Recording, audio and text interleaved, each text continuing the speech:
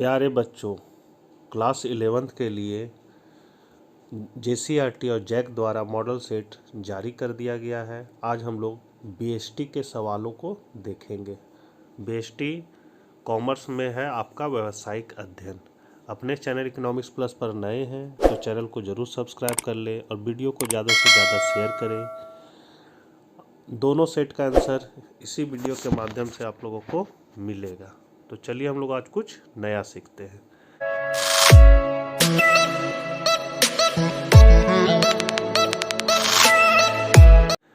तो पहला क्वेश्चन है व्यवसाय है, तो व्यवसाय क्या है? तो कला और विज्ञान दोनों है। दूसरा है हिंदू उत्तराधिकार अधिनियम बनाया गया, तो 1956 में बनाया गया। तीसरा है व्यवसाय का उद्देश्य है, तो लाभ सेवा उद्देश्य दोनों, मतलब लाभ और सेवा दोनों उद्देश्य। चौथा है कंपनी की पूंजी विभिन्न संख्याओं में विभक्त होते हैं, प्रत्येक कहलाते हैं, तो क्या कहलाते हैं? अंश कहलाते हैं। डी ऑप्शन सही है, चौथा का डी।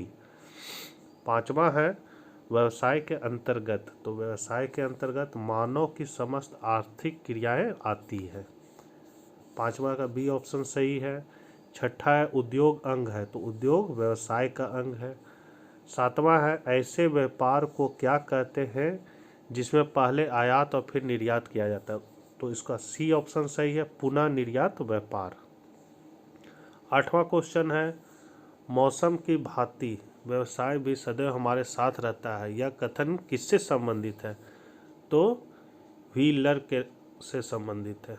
नाइन्थ है ऐसे उद्योगों को क्या कहते हैं जो दूसरे उद्योगों को समर्थन सेवा सुलभ कराते हैं, तो उसको हम लोग कहते हैं तृतीय उद्योग। 10वां है एकांकी व्यापार की सबसे बड़ी कठिनाई है, तो असीमित दायित्व। 11 है निम्न में कौन से संगठन पर कोई विशिष्ट अधिनियम लागू नहीं होता है, तो एकल स्वामित्व। 12वां क्वेश्चन है एकांकी व्यापार का कार्यक्षेत्र, तो सीमित है। 13 है संयुक्त हिंदू परिवार व्यवसाय संचालित होता है, तो हिंदू अधिनियम, इसका आंसर ये होगा। 14 है कंपनी कृत्रिम व्यक्ति कहलाती है क्योंकि इसका अस्तित्व केवल कानूनी दृष्टि में ही है। 15 क्वेश्चन है सबसे व्यापक क्षेत्र है, तो व्यवसाय का। 16 है हिंदू विधान का दाया भाग संप्रदाय राज्य में लागू होता है, तो दाया भाग संप्रदाय होता है असम, बंगाल और ओडिशा, मतलब असम, बंगाल और उड़ीसा। 17 है समान व्यवसाय के लिए फर्म में साझेदारों की संख्या अधिकतम है, साझेदारों की अधिकतम संख्या कितनी है? तो 50।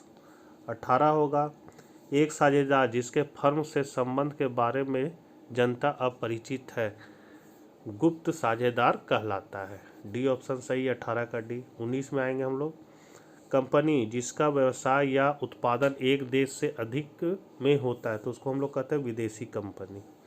20 है सहकारी संगठन में सदस्यों की न्यूनतम संख्या होती है, तो 10। 21 है सहकारी समिति का प्राथमिक उद्देश्य है सेवा। 22 है आपका सहकारी समिति का पंजीयन कराना है अनिवार्य। 23 है एक कंपनी का सबसे महत्वपूर्ण प्रलेख है, तो पार्षद सीमा नियम। 24 है एक सरकारी कंपनी वह है जिसके अंतर्गत सरकार की चुकता पूंजी इससे कम नहीं होनी चाहिए, तो वो है 51%। 25 है व्यावसायिक जोखिम के कारण है, तो ये सभी। 26 है वाणिज्य में सम्मिलित किया जाता है, तो व्यापार व व्यापार में सहायक क्रियाएं। 27 है एक संयुक्त पूंजी कंपनी के संचालक मंडल का चयन अंशधारी द्वारा किया जाता है, तो बी ऑप्शन 27 का बी ऑप्शन सही है। 28 है बहुराष्ट्रीय कंपनी का क्षेत्र होता है, तो अंतर्राष्ट्रीय। 29 है आपका साझेदारी संलेख के अभाव में साझेदारों के अधिकार एवं कर्तव्य निर्धारित होते हैं, तो ये हो जाएगा सी ऑप्शन साझेदारी अधिनियम के अनुसार। 30 नंबर है क्वेश्चन आपका, भारत में व्यापार के वैश्वीकरण का प्रभाव हुआ है, तो इनमें से सभी हुआ, मतलब उत्पादन के आकार में वृद्धि हुई, अंतर्राष्ट्रीय व्यापार में वृद्धि हुई है, प्रत्यक्ष विदेशी विनियोजन में वृद्धि हुई है।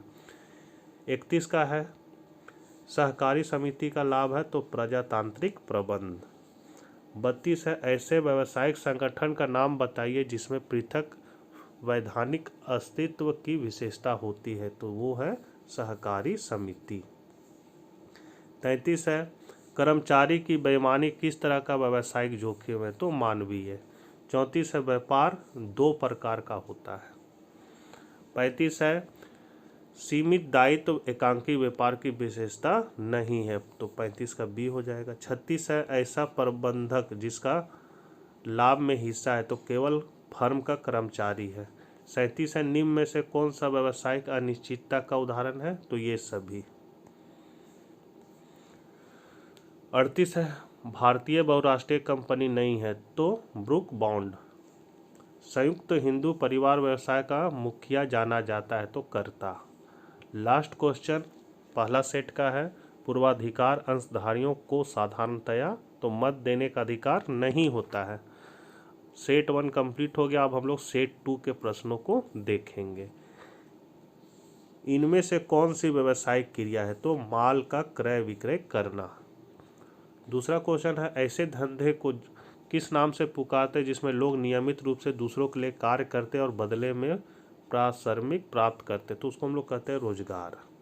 तीसरा, निम्नलिखित में से किसको व्यावसायिक उद्देश्यों की श्रेणी में वर्गीकृत नहीं किया जाता, तो ये हो जाएगा उत्पादकता। चौथा है, मौसम की भांति व्यवसाय भी सदैव हमारे साथ रहता है, यह कथन किससे संबंधित है, तो हीलर के अनुसार। पांचवा है, व्यावसायिक जोखिम अच्छा प्रबंध के कारण उत्पन्न नहीं होता, वाणिज्य तो व्यवसाय का अंग है। सातवां है, निम्नलिखित में से किसे व्यापार के सहायक की श्रेणी में वर्गीकृत नहीं किया जा सकता, तो खनन को। 8 है, निम्न में से क्या जननीय उद्योग की श्रेणी में नहीं आते, तो खनन। 9वां है, निम्न में कौन सा निर्माण उद्योग है, तो निर्माण उद्योग है चीनी बनाना, जैसे भवन बनाना, पुल बनाना, चीनी बनाना, सड़क बनाना, तो ये हो जाएगा चीनी बनाना। 10 हो जाएगा, निम्न में से कौन सी सहायक क्रिया जोखिम की बाधा दूर करती है, तो बीमा। 11 है, निम्न में से कौन सा सेवा उद्योग नहीं है, तो पशुपालन।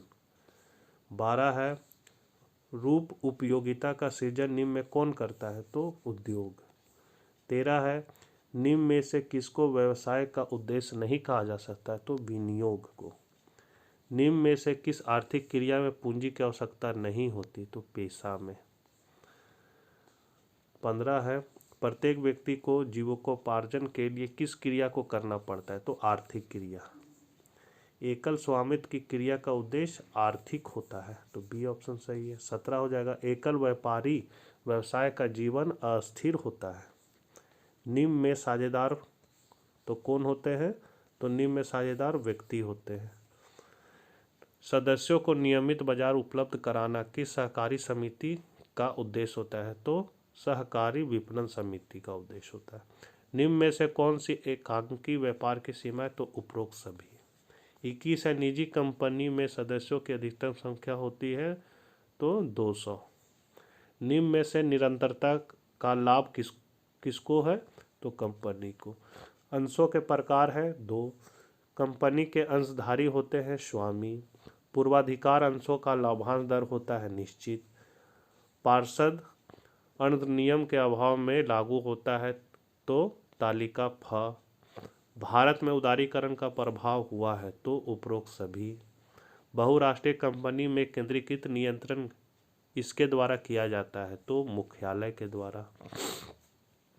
WR स्प्रिंगल के अनुसार पेशेवर युक्ति वह जो केवल व्यक्तियों से व्यवहार करता और अपने निजी चातुर्य अथवा सेवा का उपयोग व्यक्तिगत आधार पर करता है, तो इसका 29 का ए ऑप्शन सही है। 30 हो जाएगा आपका, SR डावर के अनुसार उद्योग वाणिज्य का वह विभाग है जो धन के उत्पादन से संबंधित है। 31 है, उद्योगों में प्रायः 2 प्रकार की वस्तुएं निर्मित होती, तो पूंजीगत वस्तुएं और उपभोक्ता वस्तुएं। तो सी ऑप्शन इसका सही है। 32 है वाणिज्य बराबर व्यापार प्लस व्यापार की सहायक क्रियाएं। तो ए ऑप्शन सही है 32 का। 33 है चीनी मिल अथवा तेल शोधनशाला को किस श्रेणी के अंतर्गत रखा जाता है। तो गौण श्रेणी के अंतर्गत। 34 है निम्नलिखित में से किस प्रकार की आर्थिक क्रिया में एक विशेषज्ञ के रूप में व्यक्तिगत सेवाओं की आवश्यकता होती है। तो पेशा। किस प्रकार की आर्थिक क्रिया में आचार संहिता होती है। तो पेशा। किस प्रकार की आर्थिक क्रिया में लाभ द्वारा आय अर्जित की जाती है। तो व्यवसाय। वह काम जो लोग दूसरे के लिए करते हैं और बदले में पारिश्रमिक प्राप्त करते हैं जाना जाता है रोजगार। एक फर्म को रजिस्ट्रेशन का प्रमाण पत्र कौन जारी करता है। तो फर्मों का रजिस्ट्रार। 39 है निम्न में कौन पूर्ण साझेदार की श्रेणी में नहीं आता है। तो प्रदर्शन द्वारा साझेदार। और लास्ट क्वेश्चन है सहकारी समिति, मतलब सी ऑप्शन सही है 40 का। सहकारी समिति से हमारे अभिप्राय लोगों के उस ऐच्छिक संघ से है जो सदस्यों की भलाई के उद्देश्य से इकट्ठे होते हैं। तो बच्चों वीडियो को ज़्यादा से ज़्यादा अपने मित्रों के बीच शेयर करें ताकि वो भी इससे लाभान्वित हो सके। आप लोगों का बहुत बहुत धन्यवाद।